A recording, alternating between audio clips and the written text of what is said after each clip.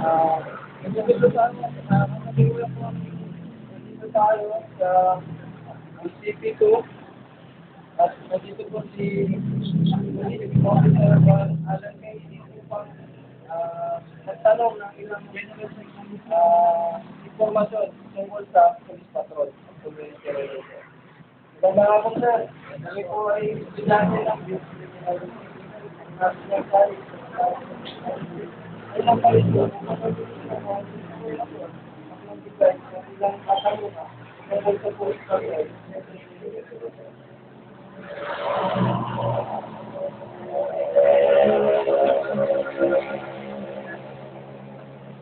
Sir, ito nga po pala yung mga aming mga katanungan. Ano po bang procedures ang ginagawa niyo upang makakuha ng impormasyon sa mga mamamayan tungkol sa proseso? Bale, ginagawa namin, hindi namin namin sa barangay, kalimitan barangay namin. Ito, nagpipili po yan namin. Meron namin yung mga nangyayari sa barangay namin. Dalawa pong tanong. Meron po bang paraan ang ginagawa ng ating kapulisan upang maiwasan ang krimen?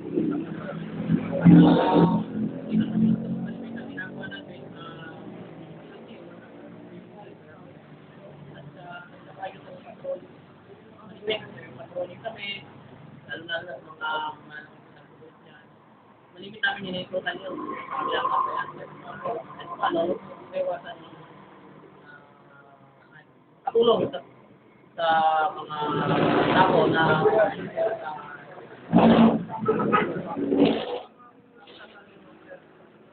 Sa pag-iwas ng mga krimen, ano po bang mga bagay ang naitutulong ng pagpapatay? malaking bagay. Yung nga po, sinabi ko kanina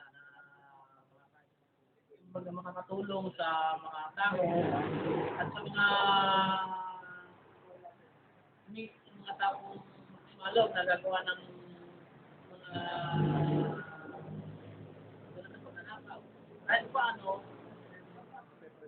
o maiwasan yung pagnanakaw kasi may nakikita pulis, patrol.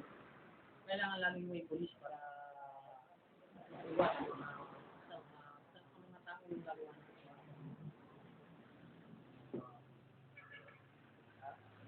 Maraming pong salamat.